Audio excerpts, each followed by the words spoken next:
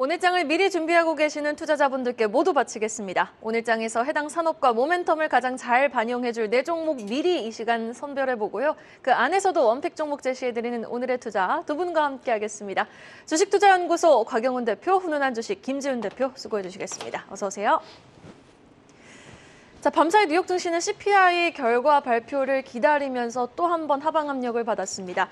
지금 나스닥 중심에, 그러니까 반도체와 빅테크 중심의 낙폭이 좀 두드러졌던 하루였는데요. 어제 좀 우리 증시는 2,600선을 탈환하며 올라오나 싶었는데 다시 한번 조금 주춤할까요? 어떻게 보십니까, 곽영훈 대표님? 어제부터 시장은 좀 긍정적인 분위기로 좀 바뀐 것 같아요. 네. 그래서 제가 볼 때는 오늘이 8월 10일이잖아요. 그래서 이제 5일만 지나면 이제 실적에 대한 어떤 불확실성은 이제 제거가 된다고 보셔야 되겠습니다. 그래서 최근에 연준 위원들이 한 3명 정도가 비둘기파적인 발언을 하고 있는 상태라서 미국의 어떤 불안한 요소, 최근에 채권금리가 조금 4% 10년물 채권금리가 좀 올랐다가 4% 밑으로 좀 수면으로 좀 떨어지긴 했는데요.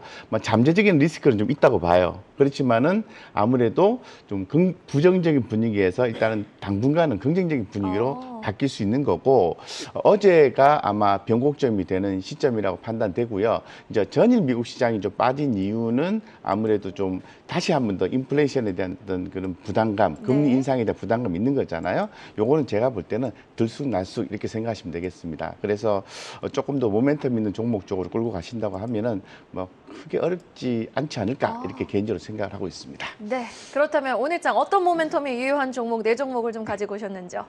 아무래도 좀 실적이 좀 뒷받침이 돼줄 수 있는 종목이 좋겠죠. 아무래도 그죠. 그래서 뭐 그런 종목들을 가고 있는데, 뭐 일단은 첫 번째 종목은 이제 코스메카 코리아입니다. 뭐 PQC라고 해서 P라는 것은 이제 고가 비중 제품의 어떤 고가 비중의 어떤 증가, 그리고 Q는 고객 및 품목의 다양화, 그리고 해외 비용의 축소. 이런 부분들이 있거든요. 이런 부분들이 완벽한 콜라보가 진행이 됨에 따라서 코스메카 코리아가 상당히 좀 긍정적이다고 볼 수 있습니다. 최근에 그 화장품 업계에서는 2분기 실적이 좀 좋았잖아요. 그래서 전날에 화장품 종목들이 보면 조금 가격 조정이 나왔는데, 제가 볼 때는 지속적으로 좀 좋을 수 있을 것 같다라고 좀 말씀 좀 드릴 수 있을 것 같고, 여러분들 뭐 전날에 핫하게 전해진 소식인데요. 중국의 단체 관광객이 또 들어오지 않을까 라는 또 기사가 또 나와 있습니다. 그래서 뭐 금일에 아마 제가 볼 때는 이 화장품 관련주와 그리고 또 뭐 항공주라든가 면세점 이런 종목들이 주목받을 수 있기 때문에 오늘 코스메카 코리아 뭐 관련된 종목들 좀 주목이 되고 있다고 말씀드릴 수 있을 것 같고, 자, 두 번째는 아무래도 좀 바닥권에서 올라오면서 바닥을 좀 다지는 모멘텀이 실적이었으면 좋겠다라는 거거든요. 이 휴원스입니다. 휴원스. 그래서 뭐 주사제 경쟁력 강화 기대감에 의해서 2분기 실적 발표가 나왔는데요. 매출과 영업이익 호실적을 좀 기록을 했습니다. 그래서 이익 개선의 큰 이유는 아무래도 뭐 생동성 시험 마무리 등에 따른 연구 개발비 감소 이런 부분이 있고요. 이 관계사 R&D 대행 대신한다라는 거죠. 이로 인해서 대행 비용의 감소가 있고요.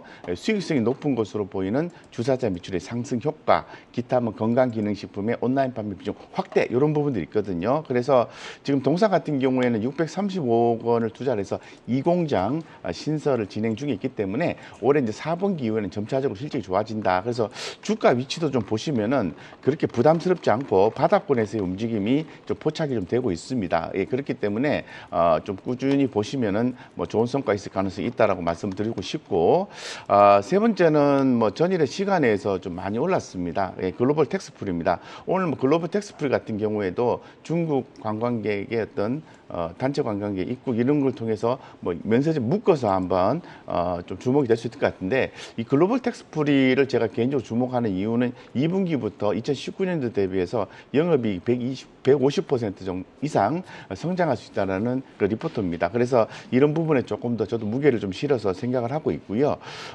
또 즉시 환급이라는 부분입니다. 그래서 보통 보면은 물건을 외국인들이 구매한 이후에 공항이나 시내 창고 혹은 키오스크에서 환급을 받는 형태를 얘기하는 건데, 이거는 뭐 그와 달리 매장에서 직접적으로 10%를 제외하고 결제하는 방식을 얘기하는 거거든요. 그러면 세금 환급 사업자 입장에서는 공항 입찰 비용의 절감이라든가, 그리고 또 시내 창고나 키오스크 리스크의 운영 절감, 관련 인건비 절감이 나타날 수 있고요. 이에 따른 또 정부의 또 지원도 있습니다. 최저 구매액이 3만 원에서 1.5만 원으로 하향했고요.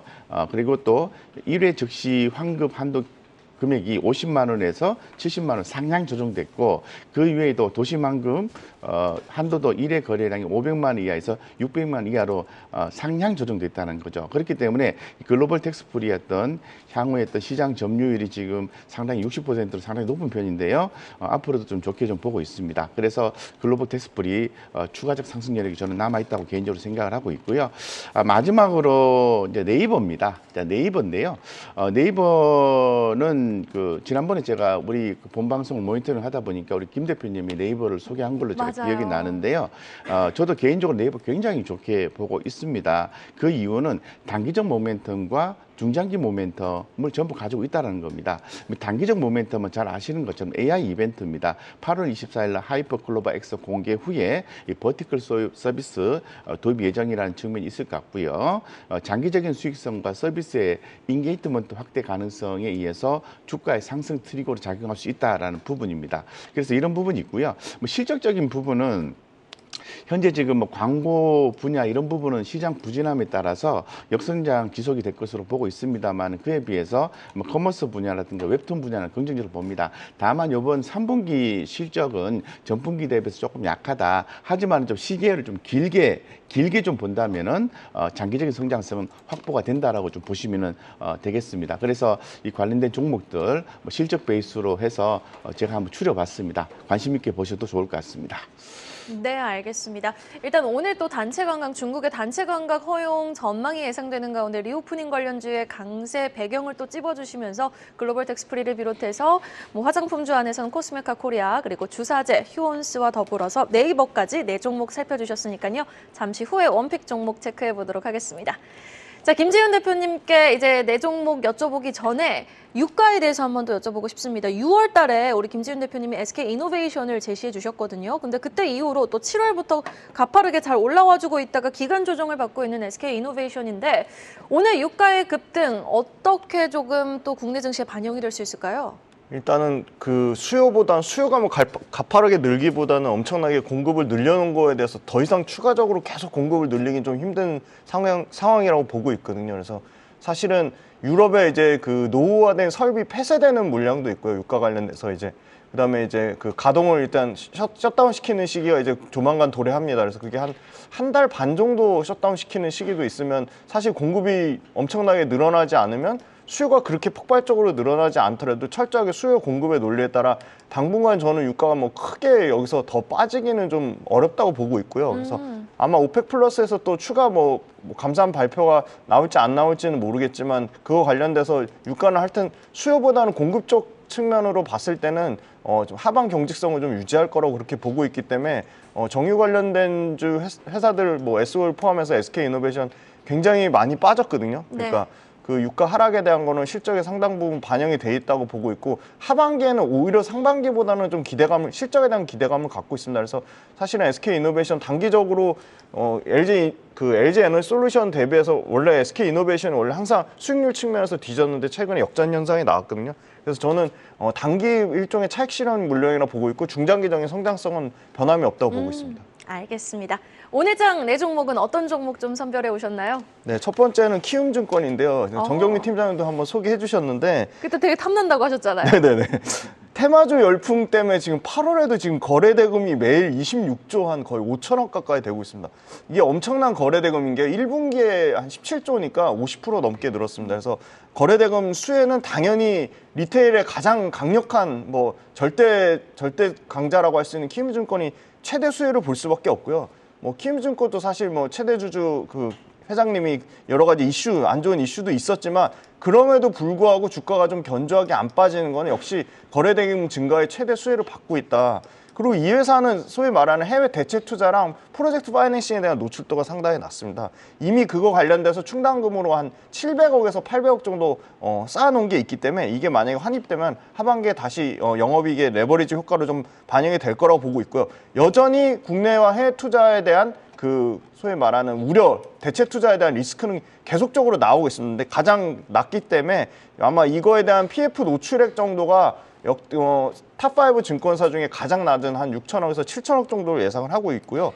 2분기 실적 생각보다 상당히 잘 나왔습니다. 전년 동기 대비해서 42% 증가한 1,809억을 기록했고요. 매출은 8% 정도 감소한 2조 2,118억을 기록했습니다. 그래서 하반기에도 이 거래 대금이 크게 줄지 않는 한 여전히 좀 키움증권이 가장 이 수혜를 받을 것이라고 예상하고 있고요. 리테일 시장 점유율이 32%, 국내 주식 같은 경우는 32%, 해외 주식도 여전히 29.8%의 견조한 시장 점유율을 유지하고 있다고 말씀드리겠습니다. 네. 네, 두 번째는 계속 소개를 해드리는데 하이브입니다. 두 가지 보셨네요. 네. 하이브는 지금 계속 새로운 긍정적인 이슈가 업데이트가 돼가지고요. 2분기 매출 6,210억, 영업이익 813억인데요. 상당히 2분기 호실적을 기록했습니다. 특히 영업이익 쪽에서 시장에서 예상하는 거는 700억대인데 813억을 기록했습니다. 컨센서스를 초과하는 실적을 기록했고요. BTS의 완전체로 활동하지 않음에도 불구하고 지금 세븐틴하고 르세라핌 컴백으로 지금 연간 판매, 그러니까 상반기 음반 판매량만 1,300만 장을 판매했습니다. 엄청나게 많이, 지금 뭐 압도적으로 판매량으로 치면은 1등이고요. 그 다음에 이제 BTS 슈가랑 TXT, 투모로우바이투게더의 월드 투어가 예정되어 있습니다. 그래서 이거가 지금 현재 상반기에만 합산 59만 관객을 모집했고요. 이것도 콘서트 매출도 역대 사상 최대 매출을 찍었습니다. 그다음에 이제 후속으로 JTBC에서 방영하고 있는 알류 넥스트라는 프로그램이 있거든요. 그래서 이 보이 넥스트 도어가 아마 9월달에 데뷔하면 또 한 번의 이 또 그 신규 아티스트에 대한 기대감을 갖고 있다고 말씀드리겠습니다. 그리고 가장 중요한 건 미국 걸그룹 흥행 여부 관련돼서 이게 하반기 기대감을 갖고 있다는 점 말씀드리겠습니다. 그리고 최근에 BTS 여의도에서 쏘는 그것 때문에 비용을 많이 떨은 부분이 있었는데 그거는 좀 일회성 비용이라고 좀 말씀드리겠습니다. 네. 네, 그다음에 이제 세 번째 종목은 모트렉스입니다. 차량용 인포테인먼트 전문 기업인데 이 회사도 2분기에 매출과 이익에서 모두 사상 최대 실적을 기록했습니다. 매출은 31% 증가했고요. 영업이 한 77% 증가해서 하반기에도 계속 실적 기대감을 가지고 있고요. 이 PBV라고 하는 목적 기반 모빌리티에 대한 그 프로젝트, 자율주행 프로젝트나 전기차 충전 서비스에 대한 기대감도 하반기에 계속 이어지고 있다고 보고 있습니다. 네 번째는 삼성 SDS입니다.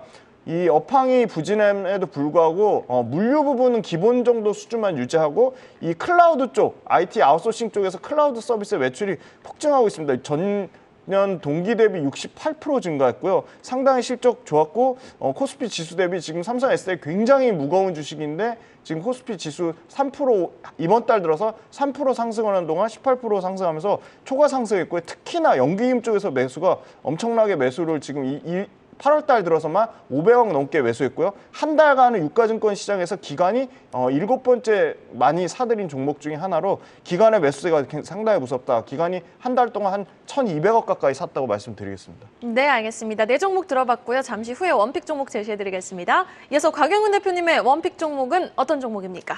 제가 이제 원픽 말씀드리기 전에 아까 SK이노베이션 물어보셨잖아요. 네네네. 예, 우리 시청자님들 굉장히 좀 많이 힘들어할 것 같아서 간단한 코멘트를 드리면 SK이노베이션은 그 1분기 때부터 ROE가 개선됐기 때문에 빠지지 않는다고 보시면 되고요.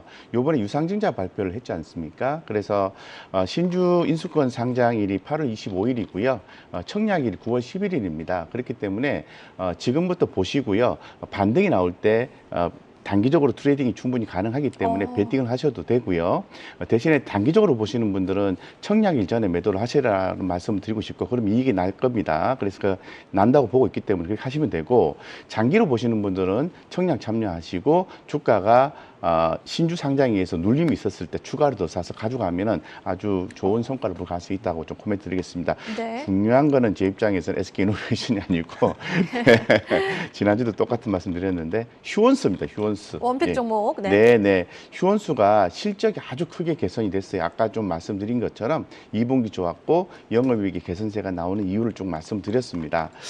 그래서 이 부분에서 휴원수 같은 경우에는 뭐 전문 의약품, 건강기능식품, 의약품 수탁 생산하는 사업을 연기하고 있는데 요번에 컨센서스가 아주 좀 크게 컨센서스 대비해서 실적이 좋게 나왔다는 거, 특히나 더 영업이익이 컨센서스 대비해서 35% 상회를 했다는 거에 더욱더 주목을 하고 있습니다. 그래서 좀 이런 부분에 대해서 앞으로 좀 크게 좀 볼 수 있을 것 같고, 뭐 뷰티 웰빙 같은 경우에도 전년 동기 대비해서 크게 증가가 됐고요.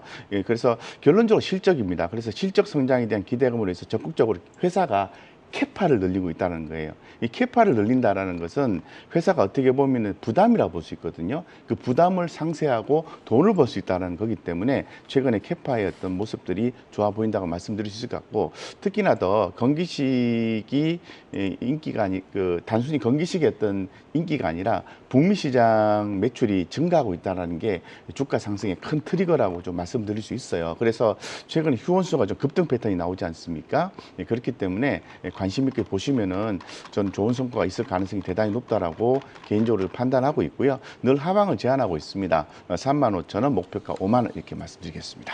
네. 총 600억 원을 넘게 투입해서 이 공장의 증설에 나서고 있는 휴원스, 목표가 5만 원 제시해 주셨습니다. 김준 대표님의 원픽 종목 바로 들어보죠. 네, 삼성 SDS인데요. 클라우드 매출 관련돼서 2분기에 일단 63% 증가했고요. 클라우드 수요가 대폭 확대되고 있습니다. 클라우드 같은 경우는 지금 한 6만 대에서 10만 대 이상 설치 가능한 면적을 지금 확보를 해놨고요. 지금 1만 대 정도밖에 서버를 운영을 안 하고 있습니다. 지금 1,400억 대 정도 만 대에서 나오고 있으니까 6만 대, 10만 대까지 가면은 6배 매출 상승 여력이 있다고 보고 있고요. 지금 실제 전년 동기 대비해서 클라우드가 매출 비중에서 차지하는 게 10% 중반에서 지금 28%까지 올라왔고요. 내년에 한 40%대까지 올라오지 않을까 보고 있습니다. 그래서 연간 클라우드 매출 1조 8천억으로 시장에서 기존 전망치를 상향을 하고 있습니다. 그리고 이 회사는요, 현금을 지금 한 5조 넘게 갖고 있거든요. 그래서 아마 이제 그 물로 아웃소싱 하는 부분이나 이 클라우드 관련된 연계 기업, 최근에 엠로에 1,133억 들어가지고 인수했는데, 그거랑도 이제 아마 클라우드 사업이랑 연계해가지고 상당히 시너지 효과를 기대를 하고 있습니다. 그리고 이제 두 번째는 물류 부분이 더 이상 이제 가격이 안 빠지면 물류 VPO 관련돼서도 실적 개선이 좀 이루어질 거로 보고 있고, 이 디지털 물류 플랫폼, 첼로스퀘어라고 하죠. 이게 1분기에 한 5,300만 개 정도 가입자가 늘어났다면 지금 2분기에 7,300만 개 정도, 7,300개 정도로 지금 엄청나게 지금 성장세가 뚜렷하게 나타나고 있습니다.